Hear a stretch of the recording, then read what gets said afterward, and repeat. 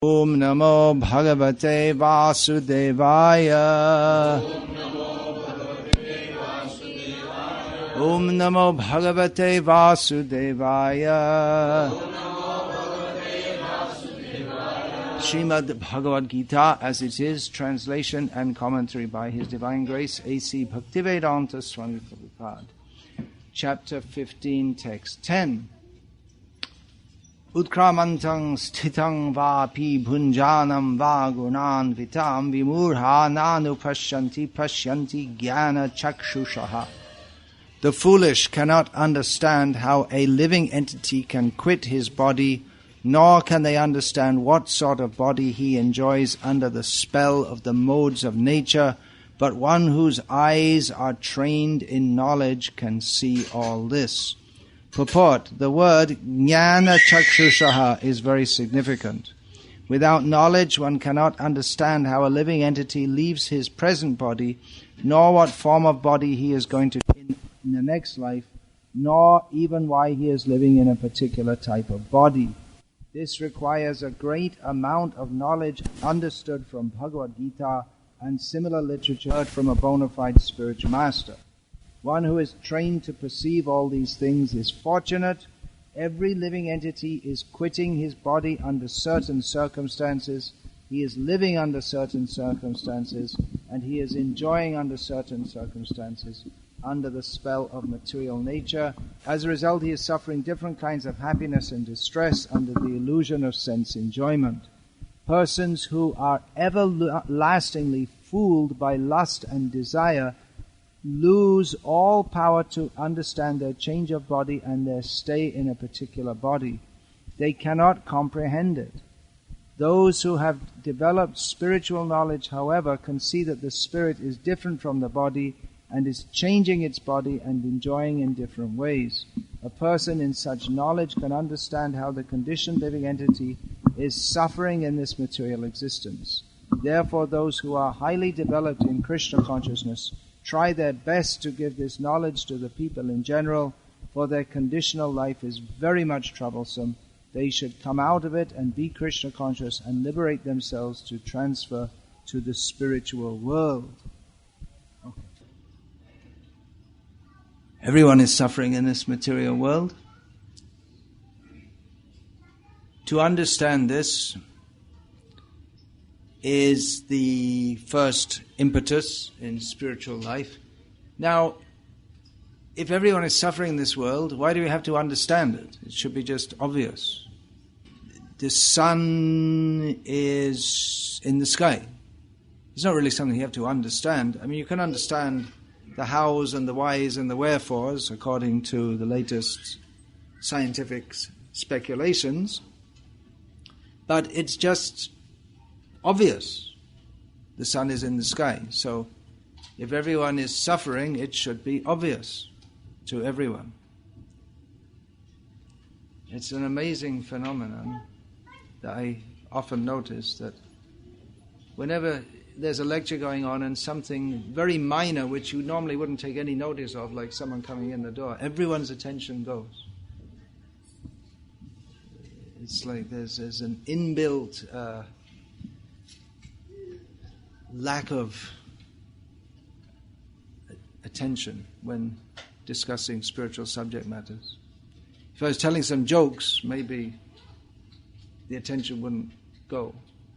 And these are very important subject matters, aren't they? How we are suffering in this world, but we don't understand it.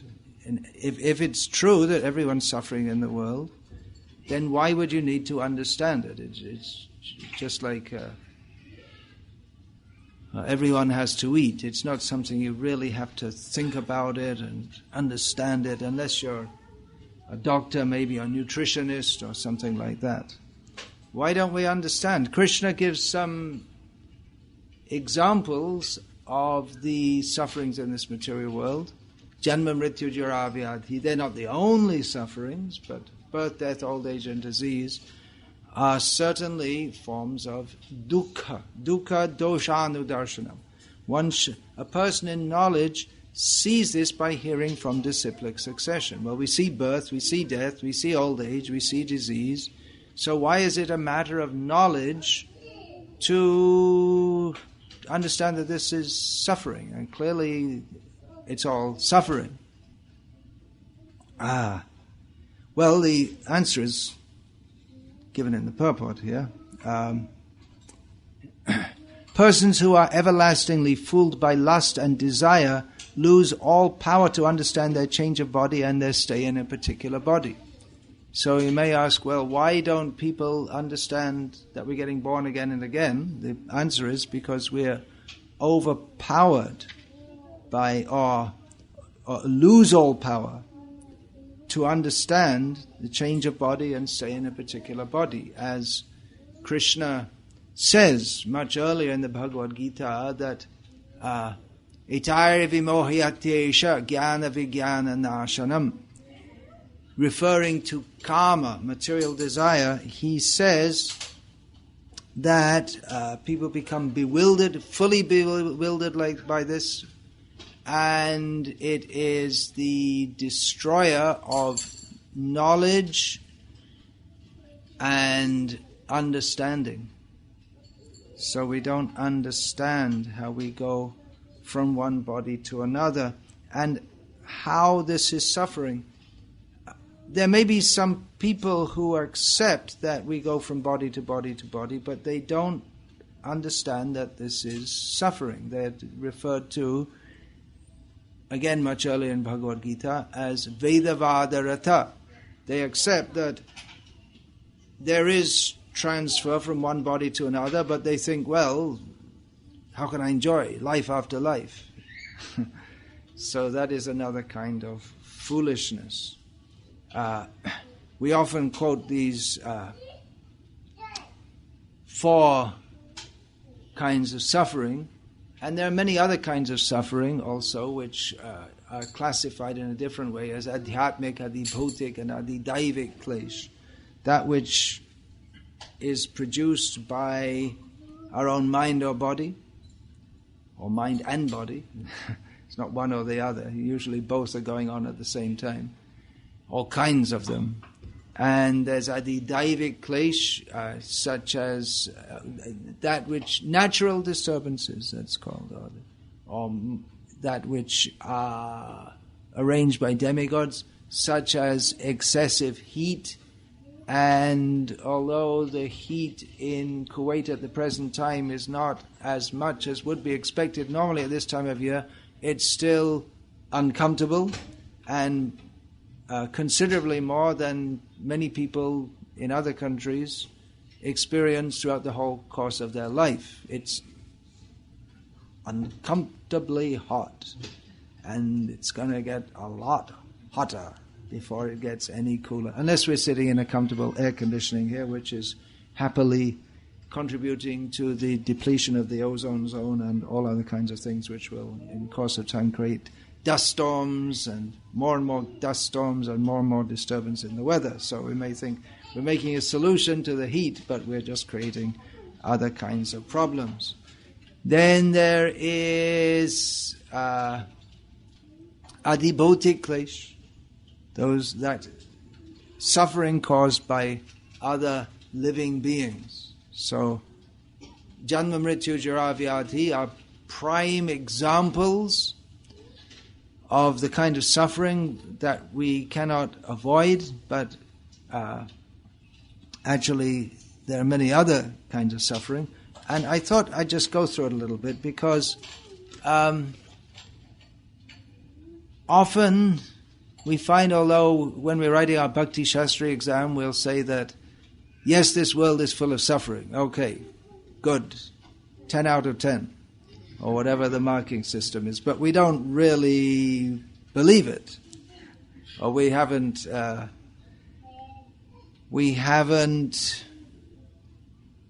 thought about it very deeply. I mean, everyone's suffering some way or another, right? Is there anyone here who doesn't have any kind of suffering whatsoever? No one here. So, but at the same time, your present situation is if we take all the people in the world, what to speak of all the other living beings in the world, among whom the humans are a very small percentage, if we take all the humans in the world and grade them from 1, 2, 3 down to 7 billion or whatever on the suffering scale, probably most of you would be in the upper bracket, not in the lower bracket. You're not suffering so intensely as others. And most people in India would think that you're in a better position than them, and you also think that's why you came here. You thought you'd have a better life here, and maybe in many ways you do. Anyway, it is a fact that this world is a world of suffering, and as Srila Prabhupada states here, one should learn about this. One should, one should learn about this. Where is that? Maybe that's in another purport. It's right there. To understand about this requires a great amount of knowledge understood from Bhagavad-gita and similar literatures heard from a bona fide spiritual master. One who is trained to perceive all these things is fortunate. So all these things means not just the change of the body, utkramantam, but stitam, how we're in this body. Utkramantam stitam vapi bhunjanam va gunanvitam, how in the modes of material nature, how we're changing one body to another and how we're situated in this body. And Krishna has given quite some analysis of this in chapter 13 of Bhagavad-gita. Purusha prakriti sto hi, the same word sta. Bhunkte prakriti jan gunan. Karanam gunasangasya sadasadyo nijanmasu. That in one verse gives an overview of the whole thing. How we are living beings, but we are stuck in this material nature. Purusha prakriti sto hi, and we enjoy or suffer our situation according to the modes of material nature, which we attain due to our association with the modes of material nature, and thus we achieve better or worse conditions within the modes of material nature. But it's all suffering. This world is a world of suffering. We may say, well, there's happiness also. But the happiness in this material world, it is compared to, to give this example, we have to refer to some kind of torture that was previously used in India. It was used as an example in Chaitanya Charitamrita, so presumably it was quite well known at that time. The torture is a kind of punishment that's described in Chaitanya Charitamrita as Rajadanda, the governmental punishment. So a person who's a criminal, or maybe he's trying to have the information extracted from him, he is he's tied to some plank which has a fulcrum underneath it. Was that what you'd call it? There are two sides, and the thing in the middle is called a fulcrum? I don't remember. Is that right? Yes. I thought the user in engineering might know that. And then so he's tied to that with his head at the extremity, and then it's put at the edge of a pond, and he's put down. So, or there may be different ways of doing it. The point is that his head goes under the water, and then they keep him there until they presume he's just about to pass out, and then they bring him up. And he takes a big breath, and then they put him under again. And this goes on a few times, and hopefully they don't kill him. Anyway, it's just there's no particular person being referred to at the present time. But the happiness of material life is compared to the happiness that one perceives, or the relief that one perceives when one is brought up to breathe in air. But then again you're stuck underneath. Srila Prabhupada told a Gopal Ban story. This is the Bengali equivalent of the Akbar Birbal stories, in which the king said to the court jester, Vidushaka is the, you have that word in Hindi also, that's the Sanskrit word, Vidushaka. He said to Gopal Ban that, I just got news, my wife has given birth to a boy child, one of my wives. Kings had usually, except Rama, usually had more than one. She's given birth to a boy child. I feel so happy. Gopal, you should compose a poem to express the happiness. And Gopal said, yes, it's a great happy occasion, just like the happiness one experiences when one passes stool. And the king was very upset, but he's not allowed to punish. Anyone else said it, he would. The king would have the happiness of cutting off the head of anyone else who said such a thing. But Gopal Ban, that's his job, to get away with anything. So the king said, how can you say that? It's a very auspicious and happy occasion. He said, I'll explain it to you later. So after some days, when this incident was somewhat forgotten, Gopal came and woke up the king very early in the morning and said, you have to come with me immediately. So the king thought, well, I guess if he says so, he must have a reason for doing so. And Gopal took him to the river and went out in a boat and started rowing. And after some time, the king said, when are we going to, can you just go over to the side of the river? I said, no, we have to keep on going. So this went on for some time, and after the king was begging Gopal, get over to the side, then after some only after he was practically ready to throw Gopal was saying, no, it's very inauspicious if you go to the side now, and giving various reasons. Then eventually brought him to the side, and then the king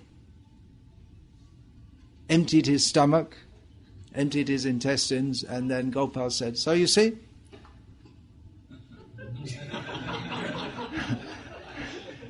The happiness of passing stool.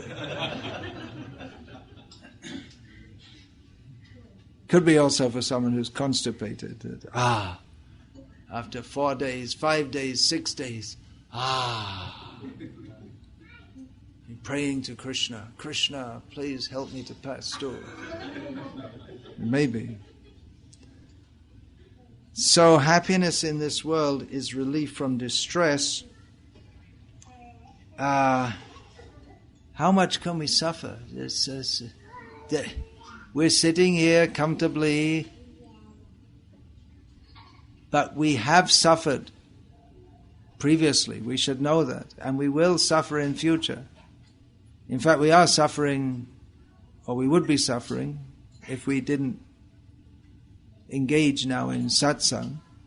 Otherwise, we're always suffering, one way or the other. I'm just getting some pain in my back, just to give some pratyaksha pramana, some direct evidence of what's going on. I had an experience. This must have been August 1977, or maybe early September 1977. In Delhi, I was resident in the rented house that's in Lajpat Nagar that served as the temple of ISKCON at that time. I had a very painful abscess. I don't know if there are any abscesses which are not very painful, but just to let you know. And it was getting about time for, I didn't like to take antibiotics, and it was getting about time for it to get cut. Of course, you could wait for it just to burst. But it was at the cuttable point. It was fully pakka, as is said. So in those days we didn't spend money unnecessarily, if there was any money to spend. So I walked down to the government hospital and had it cut with a scalpel, I think you'd call that. No anesthesia. I almost passed out. You know when you get giddy, sometimes you feel like you're going to fall over? So it was like that. My head was spinning. I couldn't see. There was little dots of color. It was extremely painful. I still have a scar. I can show you if you like. Then I was walking back with it still extremely painful. Still extremely painful, knowing that I wasn't going to get any sleep that night. It was the evening, and maybe not for a day afterwards also, from the extreme pain. Then I thought that, well, this is the kind of pain which I'm going to get life after life after life. This is just part of being in the material world. Many people come to me with their problems. They often come to me and say, "Oh, I have one problem." I tell them, "You're very lucky. Most people have many problems." And then they tell me what their problem is, and sometimes it could be turned into a whole Mahabharata. It goes on and on and on and on, and this and this and this and that. But my standard rejoinder is that whatever your problem is, it could be worse. And whatever your problem is, there are plenty of people in the world right now who have much worse problems. So count your blessings, as my Irish relatives used to say. Another thing, accept your lot. Whatever has come, you just have to accept it. So, we're just meant for suffering in this material world. And that kind of suffering can come at any time. You never know when it's going to happen. As a devotee told me, he had heard from it was a lawyer who dealt with insurance cases in America. That people, you know what it is. You're insured and then you have an accident or whatever, and the insurance company doesn't want to give you the money. So they're insurance lawyers. They don't give you the money unless you squeeze it out of them. So this lawyer who dealt with maybe hundreds, maybe thousands of accident cases, motor car accidents, home accidents, work accidents. He said to this devotee who told me that no one gets up in the morning and thinks, today I'm going to have a serious accident. But there are thousands of people who do. We never think it's going to happen to us. Just like I always put the seatbelt when I go in a car, and the driver often says, "Oh, it's not needed." Of course, in Kuwait, if you're in India, if you're not in Delhi or Bombay, mostly they say not needed, because they think it's needed only because if you don't have it, the police will come and get some chai money from you. But that's not the reason you put it on, because it is generally thought to reduce the risk of death or serious injury in the case of a road accident. But the driver thinks it's an insult. You know, how could I have an accident? I can't have. I'm a good driver. He doesn't have faith in my driving. That seems to be the idea. And they think, well, I've been driving for 30 years. I never had an accident. Many people have been driving for 30 years who never had an accident, who have an accident. It's not guaranteed that because you never had an accident that you'll never have one. It's like the gambler. He's throwing the dice or flipping a coin. It comes up heads. It's 50% chance each time, right? Either heads or tails. So he comes up heads 6 times in a row, and he thinks, well, next time must be tails, because it already came up 6 times in a row. If before you started flipping the coin, you would think that the chance of 7 heads in a row, you can calculate. There is some system which I forget, used to know.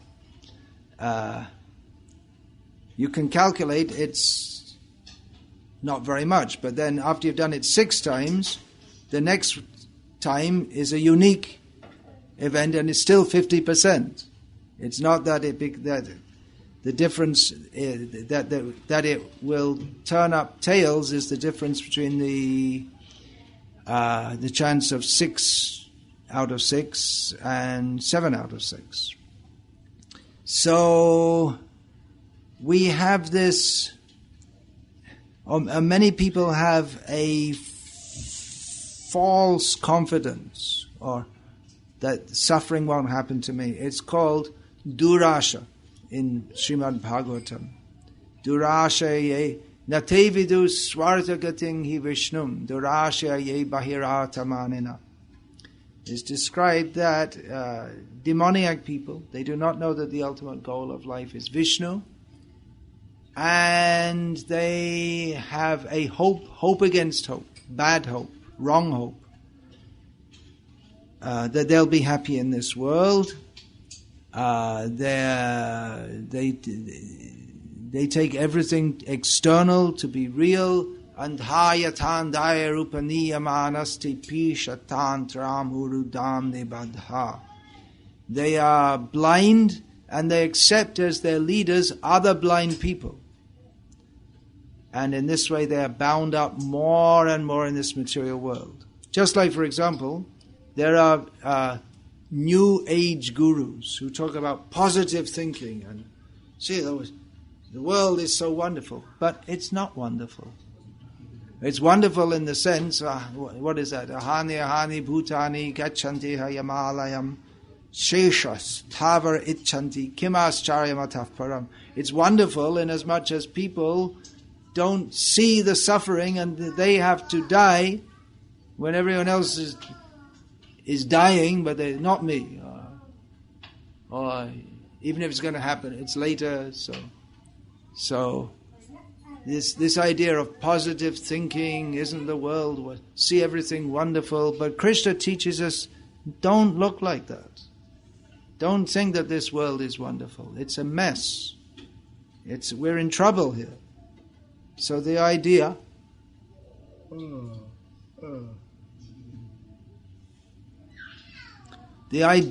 of thinking positively about this world is stupid. But that's what Krishna is talking about here. Vimudha nanupashyanti. Great fools, they don't even understand this basic thing that we're suffering in this material world. It's so stupid. It's just amazing, the power of Maya. So, just a few of the kinds of sufferings. Well, headache. You may think, everyone's had a headache at some time. But there are some people who have headaches so severely and so frequently, if not practically non-stop, that they commit suicide.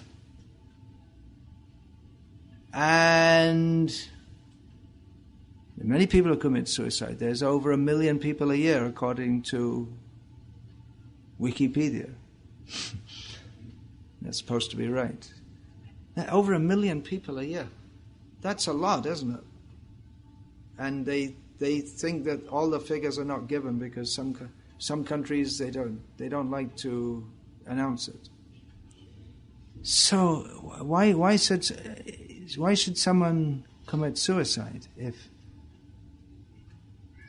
they get so depressed? They're suffering. They want to bring in. They're suffering so much, and they think that it's better not to exist than to suffer like this. Although they don't know that they're just transferring their situation of suffering from one situation to another. But although people have very strong hope to enjoy in this material world, some are suffering so much and they see no way out of it that they commit suicide, and over 1 million a year. It may be like that because of some severe headache, which there's no treatment works. 1 aspirin, 2 aspirins, 3 aspirin. How many aspirins can you take? Or other kinds of severe suffering, physical suffering. There's also emotional suffering. Someone who is very dear to someone dies. And then they also feel that what is use of living in this world if that person is not there? Heartbreak.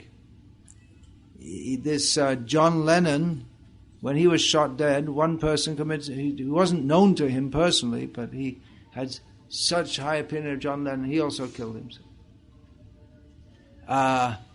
Emotional, very common suicide, that a lover jilts another lover and they think, without you I cannot live, and then they literally end their life. Or there can be suicide pacts, just like this, what was his name? Dharam Hinduja, if you remember, maybe 20 years ago or more. He, son of Sri Chand Hinduja, who wanted to marry, I think she was a Christian woman, and the family didn't like it, so they made a suicide pact in which they both decided to die together. But so he burned to death and she didn't. She was smart. She stayed alive and she knows she's going to get the money.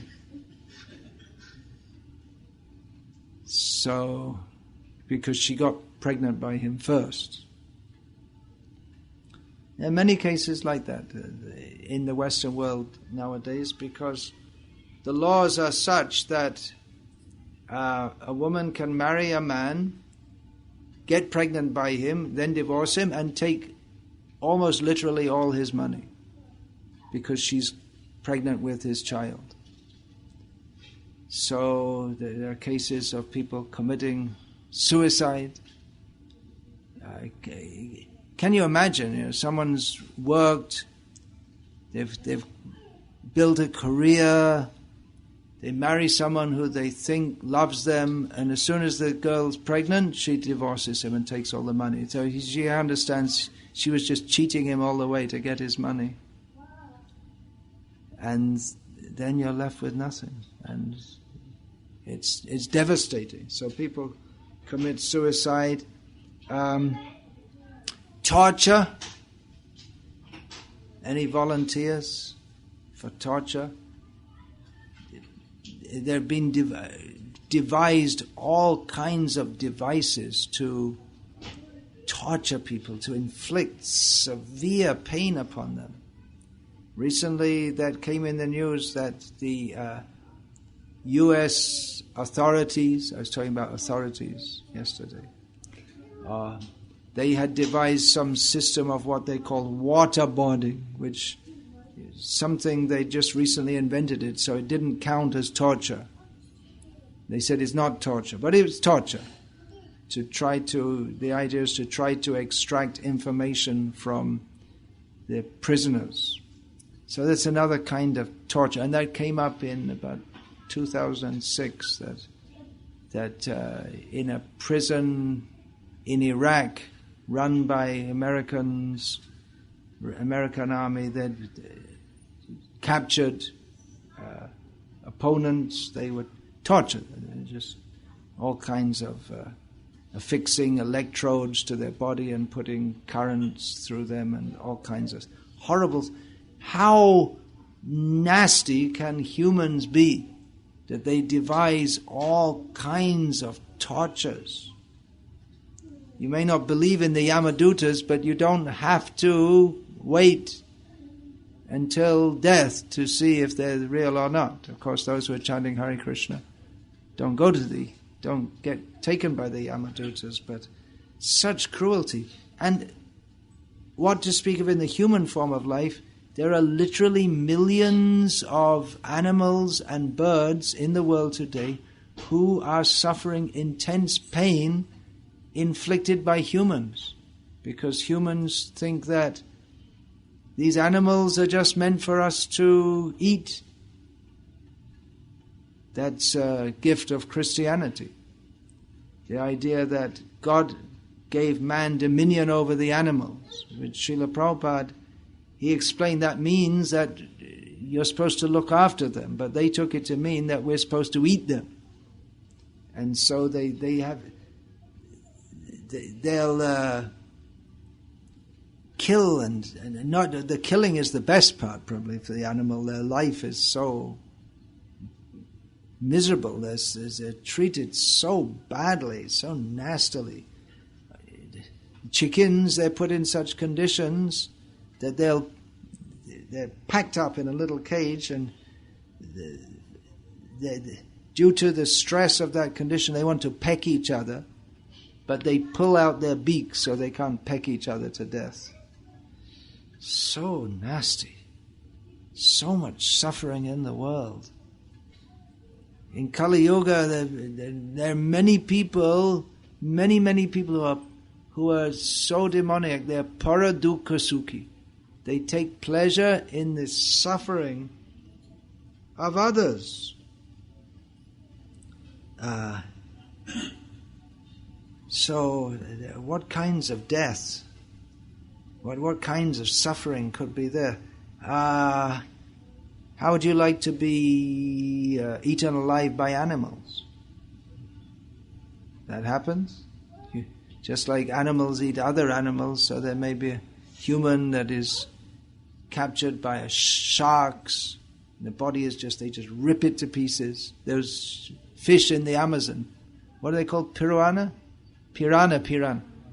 So there's no possibility of anyone ever drowning in the Amazon River, because as soon as you enter it, they'll just strip the body of its flesh, all the little fish.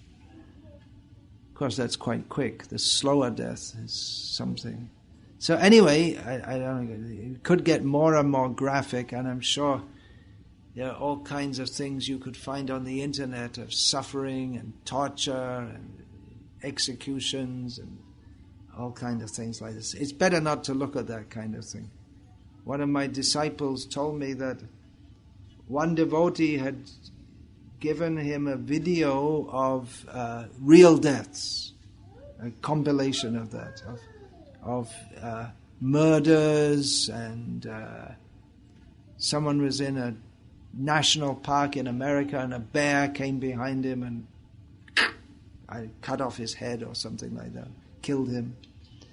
And he told me that I don't know why he gave this to me to see, because it's just like it's traumatic. You can't get it out of your mind for months. So we don't want to go too deeply into all of this. Once in England, this was in the 1970s, it was decided to have a special edition to start producing Back to Godhead in British English, because often people in Britain used to complain to us that our literature is in American English, and they didn't like that. I don't know if they still have that, but there's the feeling that why do you have to read this in American English? We want British English, because some of the words are spelled differently. So devotees made a separate Back to Godhead magazine, and they showed some of the religious history of England in there. In fact, my religious education classes, the main thing I remember from the religious education classes I had at school was telling how the Catholics in Britain were tortured and killed by the Protestants. Probably if I'd gone to a Protestant school instead of a Catholic school, my religious education class would have largely consisted of how the Protestants were tortured and killed by the Catholics. But this edition of Back to Godhead, they had pictures taken from several hundred years old, reproductions of several hundred years old pictures of people being tortured, and they say the idea is to say, well, look, this is your Christian religion, we've got something better. This was shown to Srila Prabhupada, and he said, we should not show this. We should show, we can discuss the misery of material life, but we shouldn't have such graphic pictures. That's it's nasty things. He said we should have nice or pictures that show the beauty of Krishna and Krishna consciousness. Although in Bhagavad-gita as it is, in the first edition, there were several pictures of what happens to you if you engage in sinful activities. But it wasn't so graphically disturbing. It shows that someone who eats meat becomes a tiger, someone who goes naked becomes a tree, and so on. Anyway, I'm just trying to get across the point here without getting too much involved in giving so many details. But the fact is that this world is full of suffering. When we think of that, well, we may have a toothache, it's certainly suffering, a mild headache, cold is miserable. These are all things that we regularly have to go through. But apart from that, even a cold is miserable, isn't it? Even a common cold, which we know it's nothing serious. You'll get over it, but it is definitely miserable. But then there is really intense misery. And living in this material world means that we may go through prolonged, intense misery. And intense suffering. And in fact, if you think about the condition of a pig, even though the pig may think himself very happy, but it's a very degraded position for the spirit soul who is by nature Satchidanandamai. And so, and what to speak of that condition, whereas one is just suffering intensely. My godbrother Shyamasundar Prabhu has talked about road accidents. He was in a road accident, him and his wife. And he often relates how the pain, he was suffering intense pain for months, day and night. Intense pain. He had so many broken bones. He said, from the point of view of suffering, death would have been better.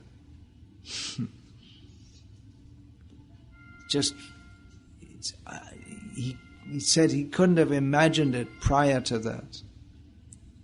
Prior to the accident, he just couldn't have imagined how anyone could suffer so much, even for a short time, what to speak of month after month after month.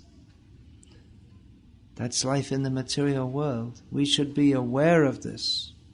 Usually we don't become aware of it until we're exposed to it. Those who are exposed to it, at least if they've been exposed to the teachings of Bhagavad-gita, they can put it in perspective and understand, oh, this is Krishna's message to me. Krishna's kindly given me this suffering so I can become serious about spiritual life. That's what I thought walking back from the government hospital. I thought, I better get serious about Krishna consciousness, otherwise I'm going to have this kind of thing life after life after life. And you see that in the lower species also, that The insect becomes caught in the spider's web, struggling to get free, and the spider is just watching. And the insect knows, I have no hope. One experience I had, these birds, the kokil, they sing very sweetly in the morning. So I heard one, and I looked out and I saw the kokil was sitting on the telegraph line, singing very sweetly, but then in its claw between this foot and the telephone line, it had some quite big insect, which was flapping and this and that, and the kokil was thinking, I'm singing now, I'll eat it later. So singing very sweetly, and the insect was some butterfly or something, was flapping and trying to get away, but the kokil couldn't. I don't know if it had any awareness of the suffering of the insect. But it's just no hope, must die, and suffering in that way. So we have to suffer in birth after birth after birth. That is not the highest inspiration for taking to Krishna consciousness. Chaitanya Mahaprabhu says, Mama janmani janmanishvare bhavatad bhakti rahaitu tvai. If we understood how much suffering there is in material life, we might be hesitant to pray like that. If we actually understood. Of course, Krishna generally doesn't put his devotees into situations of such suffering, but there may be. How much the Pandavas had to suffer. Even Bhishma, he was surprised. Of course, for a devotee, Jato Deko Vaishnava Vyavahara Duk. Nishchay Jane Ha Taha Parananda Shuk. A devotee never actually suffers. It may seem like that, but because he's always thinking of Krishna, he's in full happiness. But what difficulties they had to undergo. There are many examples. In Bhagavatam also there's the example of the Avanti Brahmana, who was a rich merchant, but he was very miserly and not a nice person. And he mistreated people, and even his own family members didn't like him. But they tolerated him because he was maintaining them. But at some point, by the arrangement of Providence, Krishna, he quickly lost all his money, and then his family members, having no more use for him and not liking him, they turned him out of the house. And from being respected, if not liked, he suddenly became a vagrant, beggar, considered a useless person, disrespected. And he sometimes had to go without food. Sometimes he would get some food and then he would sit down to eat it and someone would come and urinate on that food. That's described because someone who's old and has nothing and he has nothing going for him, you can mistreat and do as you like to such people if you have such a mentality to do so. So in that situation, he took shelter of Krishna. Despite his bad personality, sometime in some life he had some contact with Bhakti. So he took shelter of Krishna. And he saw all this suffering as Krishna's mercy on him. He was being insulted and mistreated in so many ways. He took it as Krishna's mercy. Vasudev Datta, follower of Chaitanya Mahaprabhu, he asked Chaitanya Mahaprabhu, give me all the sufferings of the jivas and let them all be liberated. Who would dare to pray like that? If they actually knew what the suffering was all about, or if they actually thought they were going to get such suffering. It's inconceivable. How can one jiva have the capacity to experience so much suffering? That means he's prepared to suffer practically indefinitely so that others can be delivered. So that is compassion. As Srila Prabhupada writes here, we may not pray like Vasudeva. We might pray, but I don't know if Krishna would hear our prayer because it would be imitational. We don't know what we're doing. It's like if we were to pray like that, it would be like a child, just imitating. But Srila Prabhupada writes here that they cannot comprehend it. Persons who are everlastingly fooled by lust and desire lose all power to understand their change of body and their stay in a particular body. They cannot comprehend it. They don't even realize this. Their suffering. It doesn't mean that their suffering is any less, but because of lust or the desire that to enjoy, they think, well, they're still hoping there'll be some enjoyment. Or the person who commits suicide to get free from pain, they think, I'll get some relief. They're not thinking of serving Krishna. So, those who have developed spiritual knowledge, however, can see that the spirit is different from the body and is changing its body and enjoying in different ways. A person in such knowledge can understand how the conditioned living entity is suffering in this material consciousness. If we think that someone is enjoying, or if we think that, someone's in such a high position, they must be very happy, then we're not our spiritual consciousness is not developed. Srila Prabhupada warned, so I've heard, it's not documented, that if a sannyasi enters the house of a rich man and thinks, I could also have enjoyed like this, then he's fallen, even to think like that.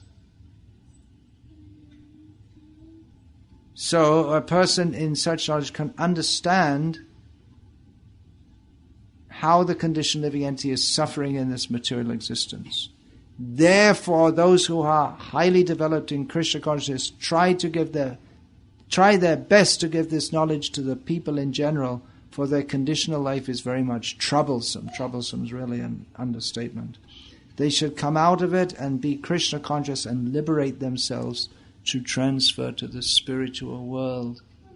So, devotees should understand how material existence is full of suffering as an incentive to become Krishna conscious, and also understanding that we can help others to come out of this by giving them knowledge of Krishna consciousness, and we should do so.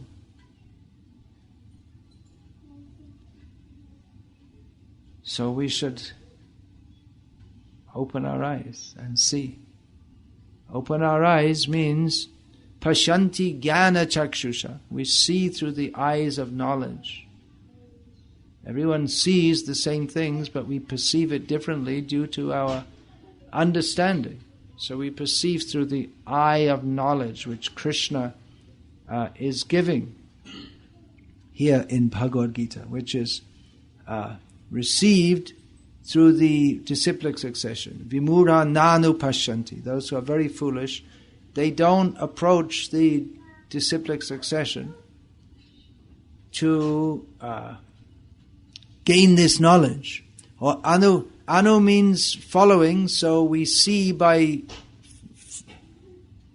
receiving that knowledge which is received, following one person after another. Parampara passes down this knowledge. So anu can also mean continuous or continual. So it may be that materialistic people do see the suffering, but for a short time. And they don't see it all the time. They may have what is called smashan vairagya. They go to the burning hut, one of their relatives dies, and they think, oh, he's gone. I'll also be taken one day in such a procession. Oh, then what is this world? Everything here is empty. I should take to spiritual life. He has all these elevated thoughts, then he comes up, and after the ceremony they meet all the relatives they didn't see for some time. They say, oh, how are you doing? And how's your son doing, studying in America? And then they forget all of it. And their vairagya lasts as long as they're at the burning gut. And when they come away, it's just life goes on as normal. That's why they have professional mourners in some country, people who are paid to cry at a funeral. To make. I used to be a Catholic altar boy, so I used to do these funerals, and you go to funerals and everyone's all sad.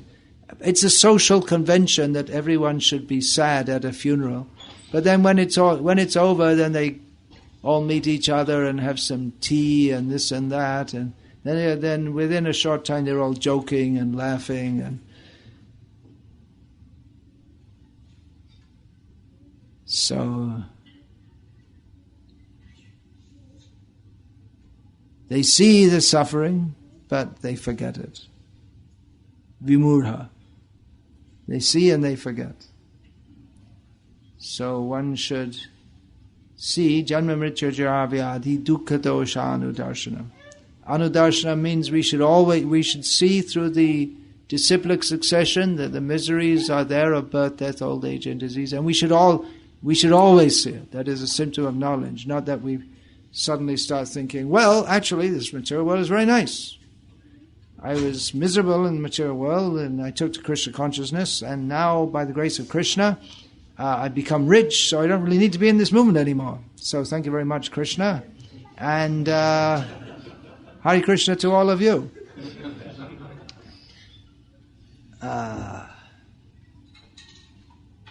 Or maybe I'll stay in this movement and get richer also. You never know. People get Krishna's blessings in different ways.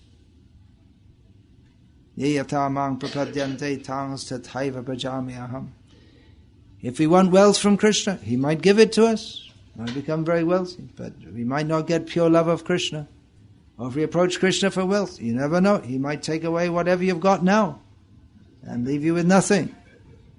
Which we never... Actually, how much do we have anyway? We have nothing. We're just thinking, I have this. So we should see through the eye of Shastra everything. Who is the richest person in the world? Krishna. He's the only one. No one has anything. The richest person means the biggest thief.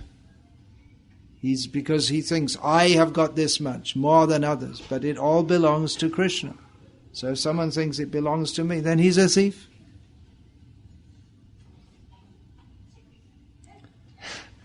This is seeing through the eye of Shastra. Krishna is giving us that knowledge. Hare Krishna. Any question about this, please? Yeah. We have just discussed about one sannyasi and rich people, right? Sannyasi has fallen down because of some wish. Yeah, if a sannyasi thinks that, I could have enjoyed such wealth and comfort and prestige, that is a fall down for a sannyasi. If he thinks that, he may think I could have enjoyed it, but if he thinks regretfully that, So that comes out from impression or sanskara? He may not say it, he's not likely to say it, but if even thinking it is a kind of fall down. So how, we are also a social sannyasi, right? You're a social sannyasi? What do you mean by that? Devotees are also social sannyasi or not? As we are in Krishna devotional. I don't really understand what you mean by social sannyasi.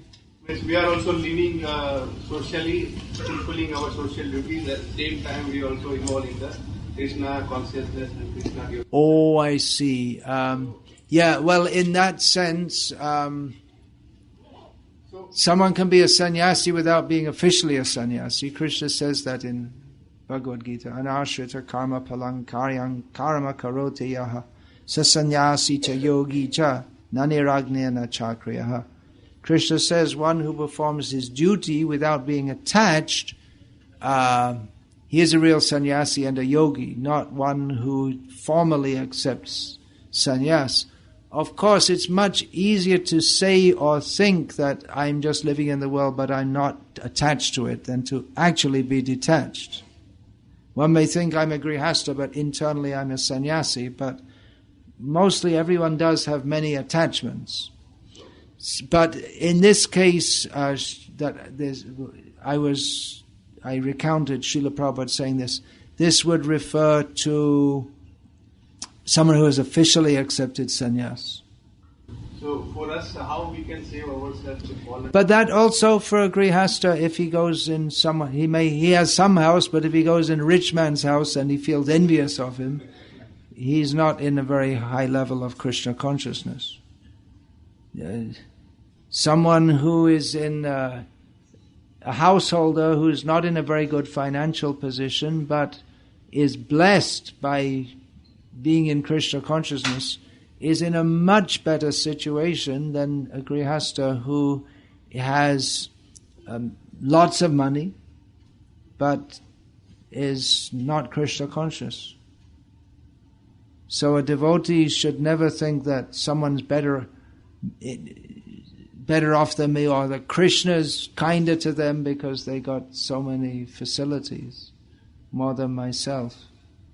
Even we shouldn't think that Krishna's being kinder to someone if they're on the same economic level, but they don't. Why is it that my unmarried daughter got pregnant and his didn't? Krishna's not kind to me. So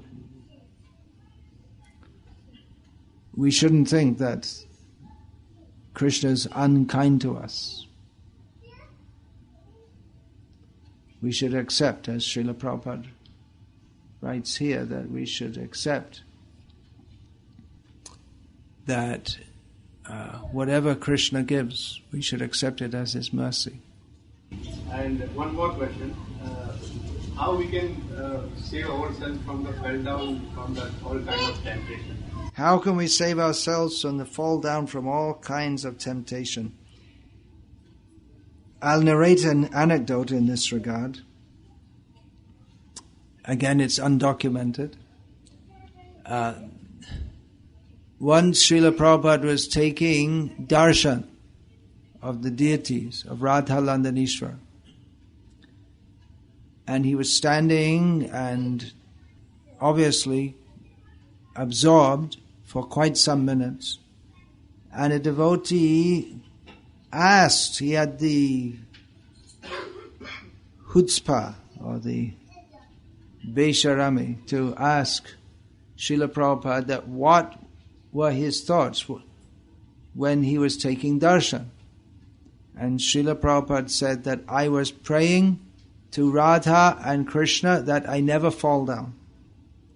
Sometime later, that same devotee was present when Srila Prabhupada said to a group of his disciples that any of you could fall down, but I cannot fall down. And then that devotee said to Srila Prabhupada that, well, Prabhupada, you said that you were praying to Radha and Krishna that you won't fall down, so how is it that you can't fall down? Prabhupada said, because I'm always praying to not fall down, therefore I won't fall down.